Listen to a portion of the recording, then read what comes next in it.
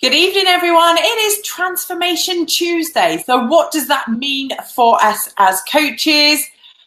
This Tuesday and every Tuesday we talk about coach stories. So this is the purpose of this call. You are going to get to hear from an awesome story tonight. As you know, I stalk your posts from time to time. My name's SJ, UK Coach Development, and I go through all the coaches' posts and some of your customers' posts and your groups that you add me to, and then I'll spot something. I'll spot an amazing before and after, and I'm like, we need to hear about that story. And we also get sent stories too, so look out. If you've had a great story, then obviously I'm going to want to share it. So we're a little bit later than normal. Apologies, was promised for 8:30. I got stuck at a cricket match. Who would have known that they go on for almost 3 hours? Not me. First time. So who's on here as you come on? Remember, good old GDPR has stopped me from seeing who is actually commenting. So if you are commenting, just say your name as well. It would be great to see who is on here with us tonight. So as I mentioned, it's Transformation Tuesday, and the purpose of these stories is for you to be able to share with you're all coaches watching this, and if you're not a coach yet, I'm going to ask you why not if you're in this group. But these are great stories for you to share. So when you speak to your future customers and you're talking to them, and then you hear something that you can now relate to from a Transformation Tuesday story, you can say, you know what? I know exactly how you feel. I've got a friend just like that went through that journey and felt exactly the same as you. And do you know what she did? She did this. And so use these stories. Every single person in this group is a friend of yours.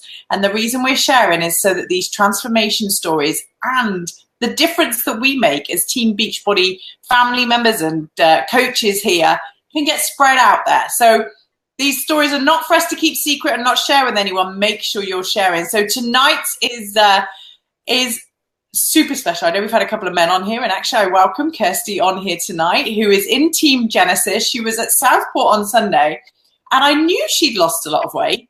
However, I didn't know just how much weight she'd lost, and so she's lost a total of 140 pounds, and I'm sure is still going on some form of transformation right now, but looks amazing. And I just wanted her to come on here and share her story. So I'm going to welcome her in. So Kirsty, welcome. Hi. You're on the UK Coaches page. It's great to have you on here. It was lovely to see you at the weekend. And clearly I'm seeing like half of you now versus what we used to see, I would imagine. So yeah. I'm gonna go through some questions, Kirsty, and you can tell us a little bit about who you are first, where you come from, what's your background, life before Beachbody, as we call it, because we all know we have one, but we sometimes forget that. So what was your life before Beachbody? Before Beachbody, I have always worked with children. So going back quite a few years ago, since I was 18, actually, I've always worked in nurseries. I also went on to be a nursery manager as well. I did that from quite a young age, from 24. So my background is very much working with children.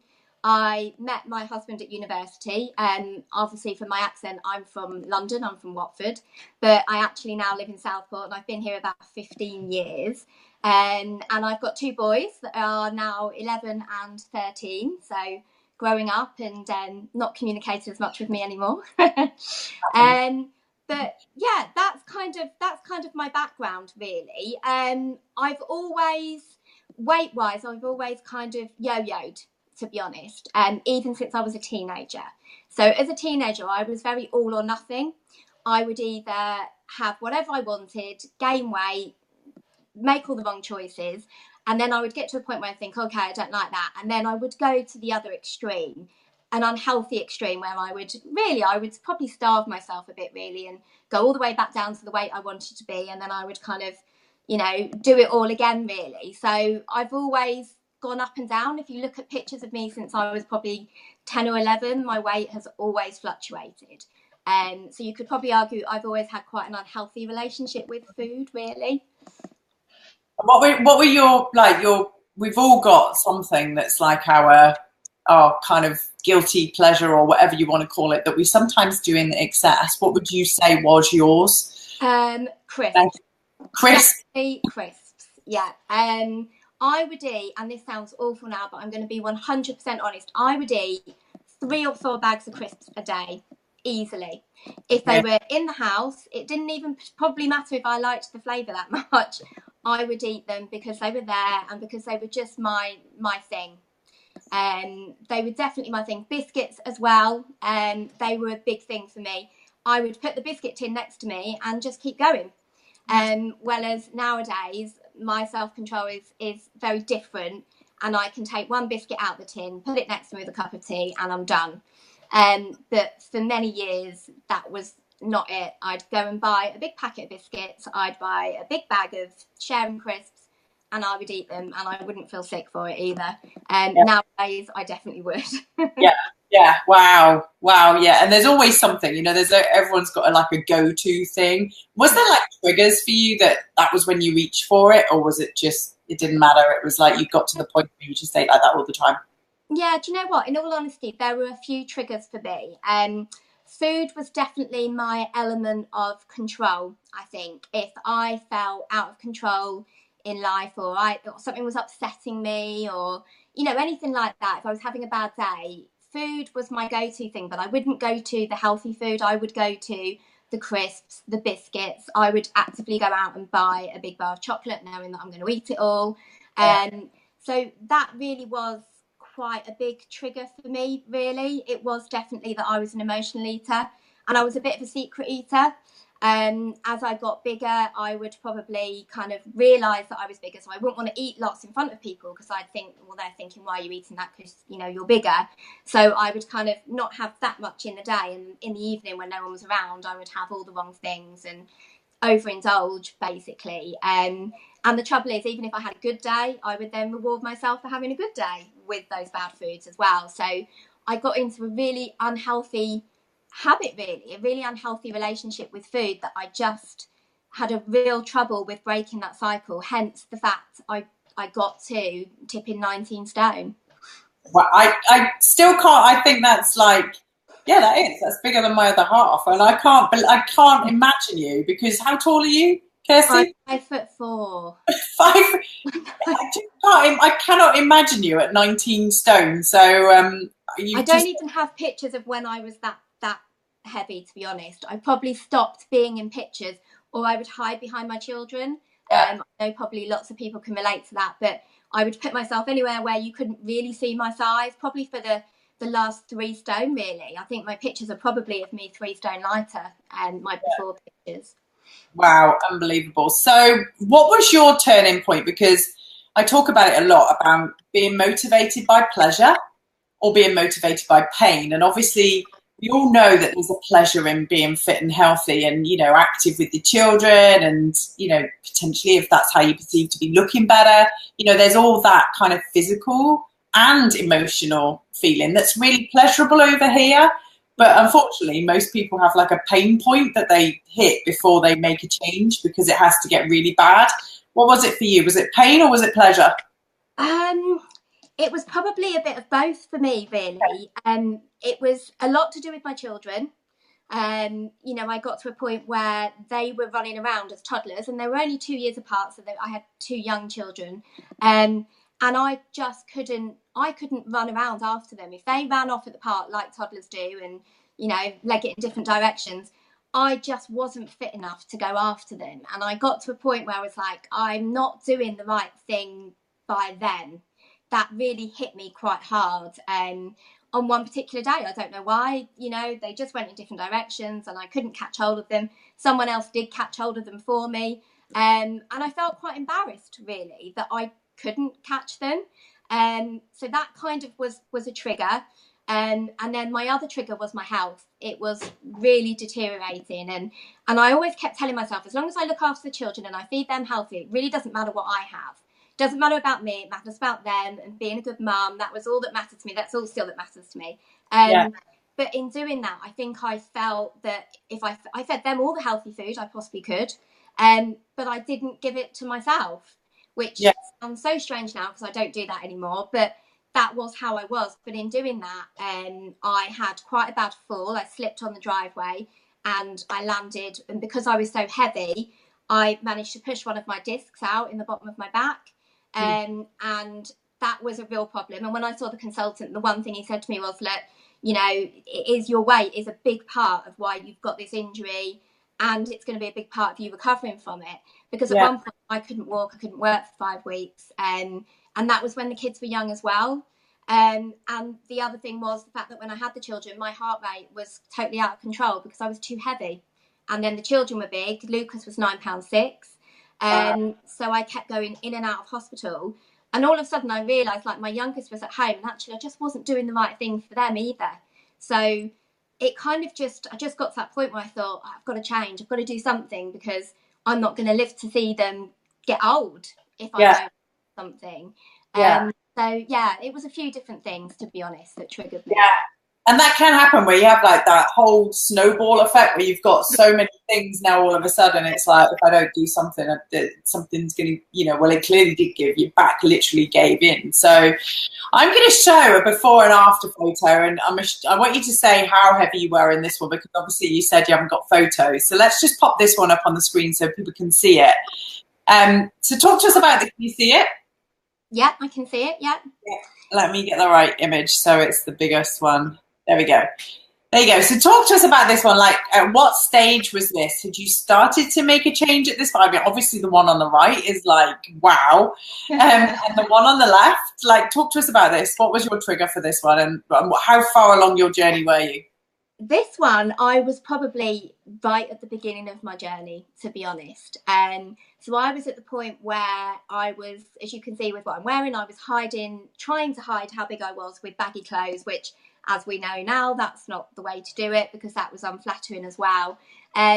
I was loving being a mum, but I don't think I was happy within myself in that picture at all. You know, I was proud to be a mum to the kids, and you know, I was working hard at a nursery. You know, I did that when the kids were young as well, so I worked really long hours, and you know, and that didn't constitute to me eating well either. So yeah, that was very much at the beginning where you might see that I've got a smile on my face, but the person today is just totally different. I lacked complete self-confidence. I just didn't believe that I deserved to look after myself, and I think that's what that picture definitely represents for me now. Yeah, wow. So what was it you did? So you know, these calls are not about, like, I want you to talk about the problem, because obviously a lot of people can relate to this, but I also want people to see that there's a solution from these calls. Yeah. And so, you know, what did your journey look like? You know, what steps did you take? Tell us. Yeah, my journey very much looked like I got to my tipping point, really. And I went and joined Slimming World the day after I started my I ran a baby swimming business. And I walked out onto poolside in a wetsuit, and I caught a reflection of myself, and if I could have turned around and gone home, I would have. But I had a class full of babies to teach, and I did that. But that feeling inside was just awful, and I just thought, right, that's it. I'm going to make a change. I'm going to go. So I went to Slimming World. I lost my first couple of stone with Slimming World. I'm not going to bash Slimming World. It works for some people. We're all different. The thing I would say about it for me was it still encouraged me to have unhealthy habits. So I did lose a couple of stone, and it worked. But it did mean that because I was being weighed once a week, I would go and get weighed. Then I'd have a cheat meal that night, because I'd be like, oh, I've lost weight, I can have a cheat meal. So I was still in those habits. And then at the weekend, I'd let loose a little bit, and then I'd be like really strict all week to make sure I lost weight.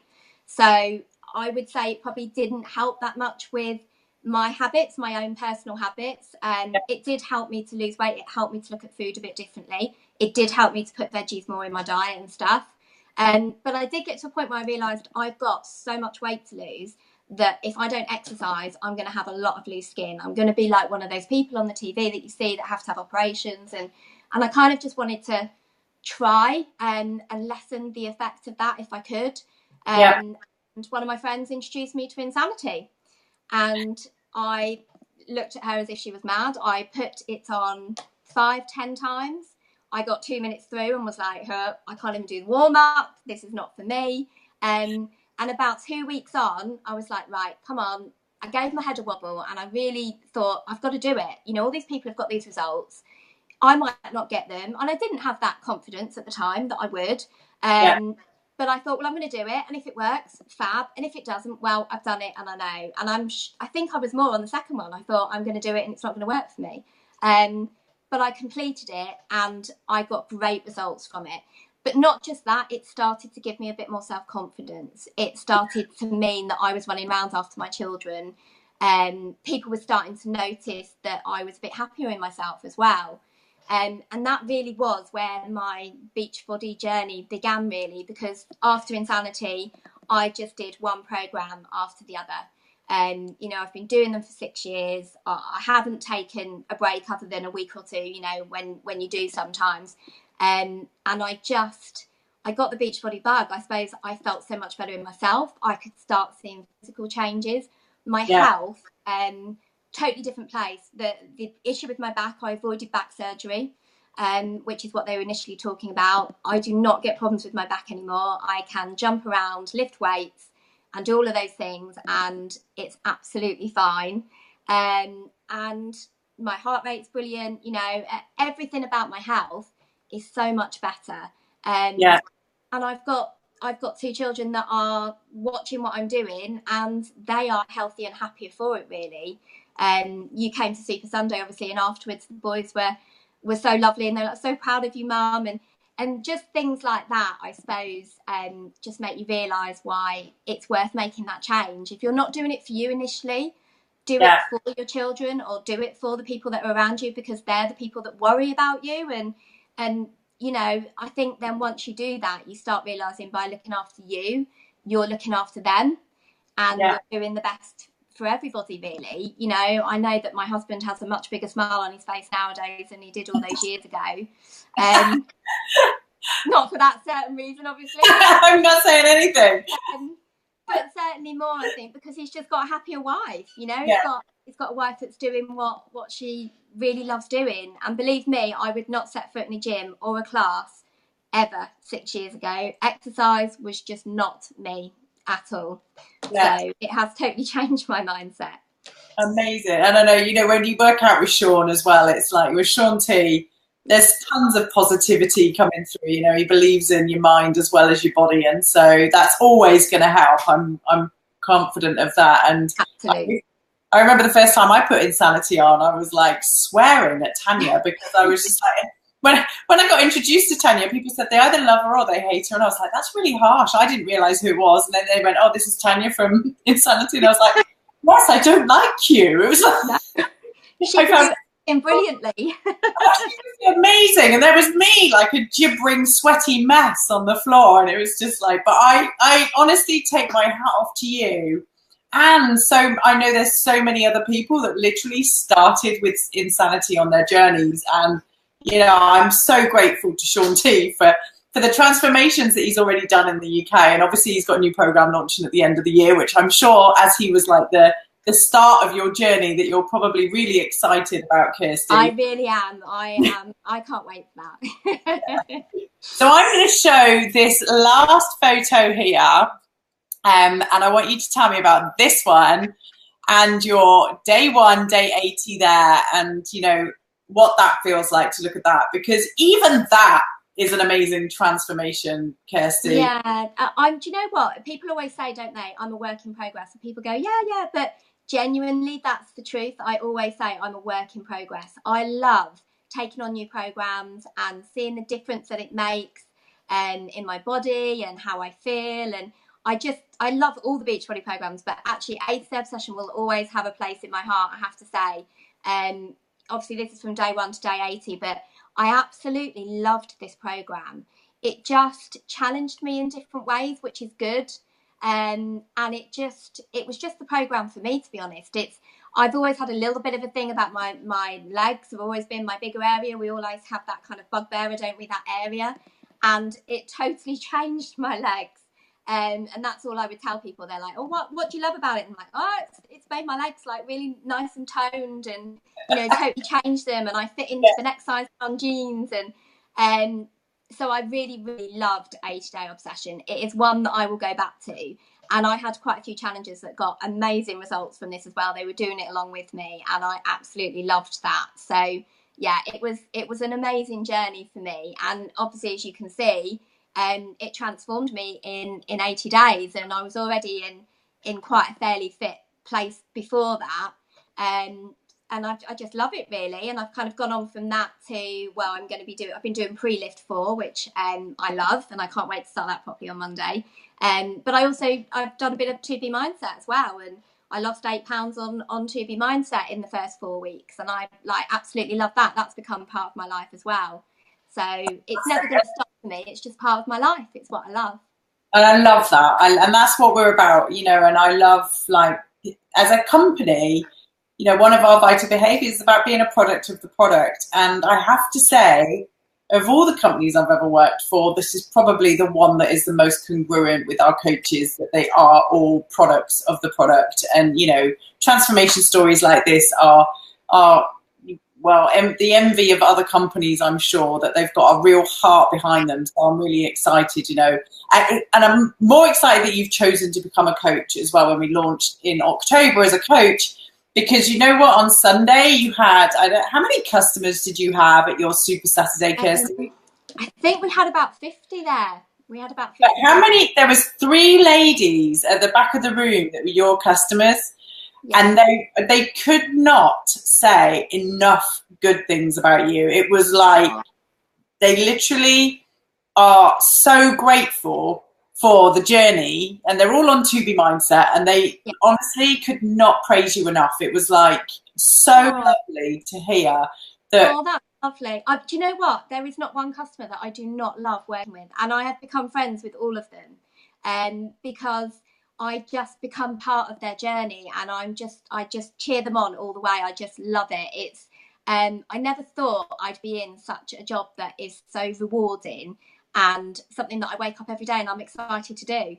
You know, it's not like a job. It's, you know, it's, if I can help one person that is in the position that I was in 6 years ago, then I feel content with that.